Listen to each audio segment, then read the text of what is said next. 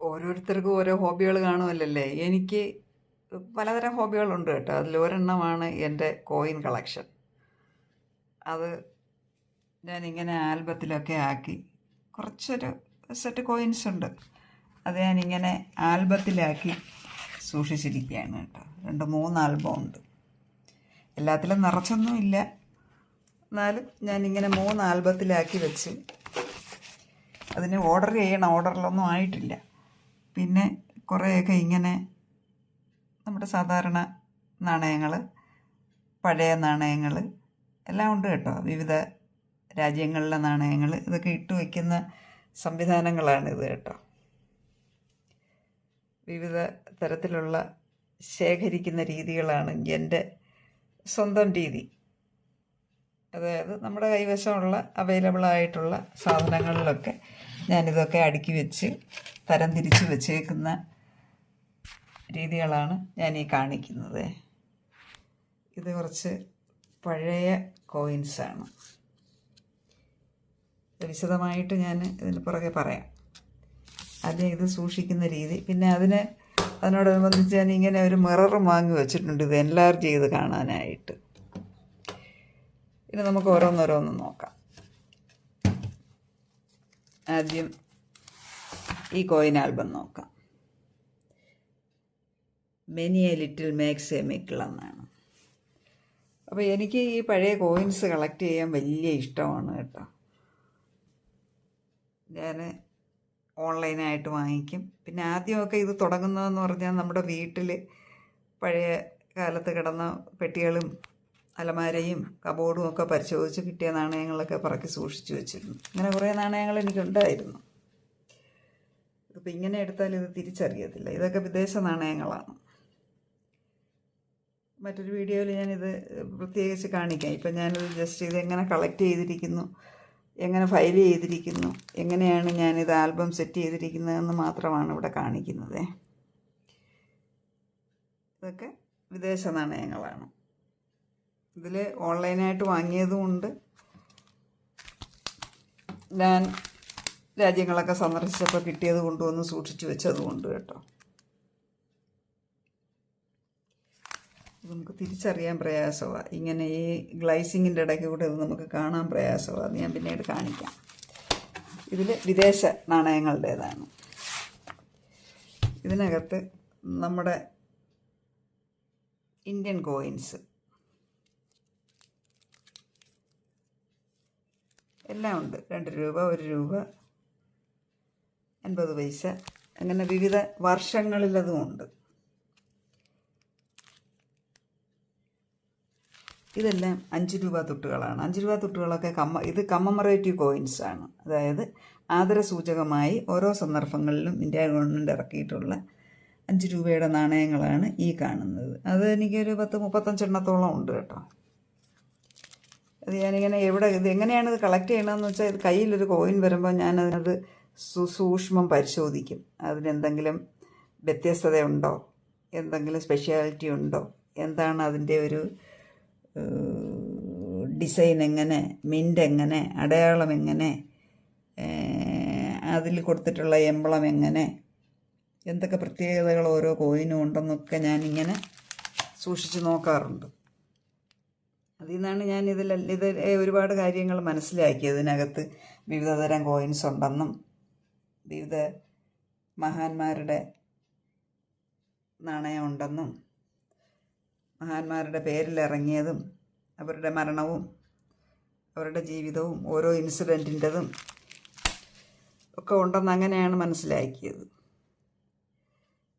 പിന്നെ ഒരു കാലത്ത് എൻ്റെ കയ്യിൽ നെഹ്റുവിൻ്റെയും ഇന്ദിരാഗാന്ധിയുടെയും അതുപോലെ രാജീവ് ഗാന്ധിയുടെയും പേരിലുള്ള കോയിൻസ് ഉണ്ടായിരുന്നു. ഇപ്പോൾ ഒരെണ്ണം കാണുന്നില്ല.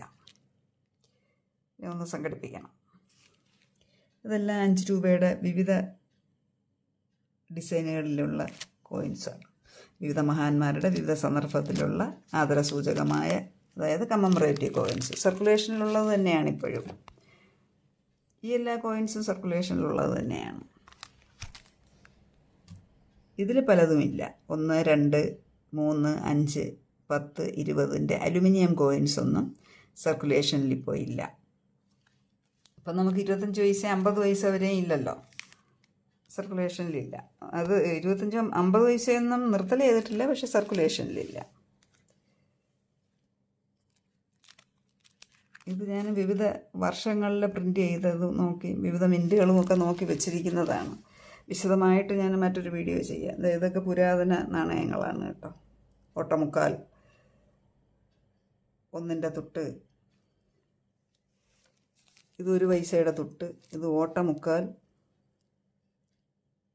ഓട്ടക്കാലെണ്ണ, ഓട്ടമുക്കാൽ എന്നൊക്കെ പറയുന്നത്. ഇതും 1 പൈസയുടെ പഴയ കാലത്തെ തുട്ടാണ്. 25 പൈസ, 10 പൈസ, 2 പൈസ. ഇതിൽ എൻ്റെ ഡേറ്റ് ഓഫ് ബർത്ത് 1963 ആ ഇയറിലെ കോയിനുണ്ട്, അതിന് മുമ്പുള്ള കോയിൻസ് ഉണ്ട്, 1945 അങ്ങനെ വിവിധ തരത്തിലുള്ള നാണയങ്ങൾ ഇതിലുണ്ട്. അങ്ങനെ 2 ആൽബമായി. ഇനി നമുക്ക് അടുത്ത ആൽബം നോക്കാം. ഇതിൽ കുറച്ചേ ഉള്ളൂ. ഇതിനകത്ത് സൈസ് കൂടിയ കോയിൻസിനുള്ള ആൽബമാണിത്. ഇതെല്ലാം സൈസ് കൂടിയ ആൽബമാണ്. ഇത് ഇന്ദിരാഗാന്ധിയുടെ പോർട്രേറ്റ് ഉള്ളതാണ് കേട്ടോ.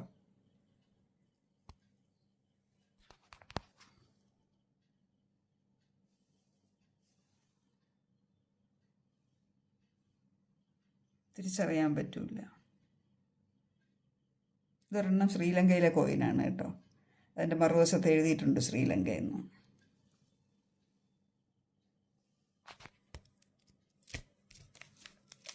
സൈസ് കൂടിയ കോയിൻസ് അത്രയൊക്കെ ഉള്ളൂ.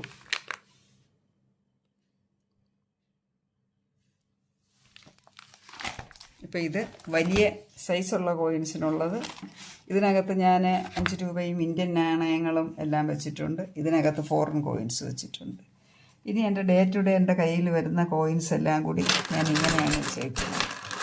ഇത് ഞാൻ ഇങ്ങനെ ഒരു കുപ്പിക്കകത്ത് അടച്ച് സൂക്ഷിക്കും. ഇത് ഇപ്പോൾ ഇത് പുരാതനമല്ലെങ്കിലും വർഷങ്ങൾ കഴിയുമ്പോൾ ഇത് സർക്കുലേഷനിലില്ലാത്ത കോയിൻസ് ആയതുകൊണ്ടും രണ്ടുമുണ്ട്. സർക്കുലേഷനിലുള്ളതും, അതായത് 1 രൂപ 2 രൂപ 5 രൂപയൊക്കെ ഉണ്ട്, 10 രൂപ 20 രൂപയും ഉണ്ട്, 50 പൈസ 25 പൈസയുടെ നാണയങ്ങളും ഉണ്ട്.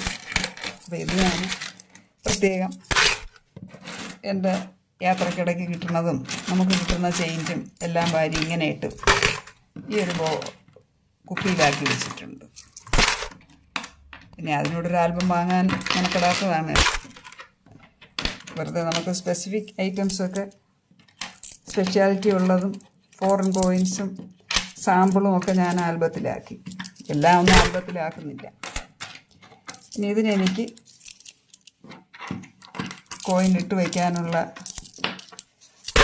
ഇതുപോലത്തെ സാധനങ്ങളുണ്ടാക്കണം. ഇതെല്ലാം പഴയ കാലത്തെ നാണയങ്ങളാണ്. വിക്ടോറിയ രാജ്ഞിയാണ് ഇതിലുള്ളത്. പക്ഷെ നമുക്കിങ്ങനെ നോക്കിയാൽ തെളിഞ്ഞ് കാണത്തില്ല. പിന്നെ ഇത് ഇളക്കാനും എനിക്കൊരു ബുദ്ധിമുട്ട്. തിരിച്ചിതുപോലെ ഫിറ്റ് ചെയ്യാത്തില്ലെങ്കിലോ. ഇത് 2 അണ. ഇതൊക്കെ ഞാൻ വാങ്ങിയതാണ് കേട്ടോ. വാങ്ങുമ്പോൾ നല്ല വിലയാണ്. ഇത് 1 അണ, 1/2 അണ, 1/2 അണ. ഇത് 1/4 അണ. ഇതിൻ്റെ ഒന്നും ഡിസൈൻ നമുക്ക് തിരിച്ചറിയാൻ വയ്യ. ഇത് ഓട്ടമുക്കാൽ.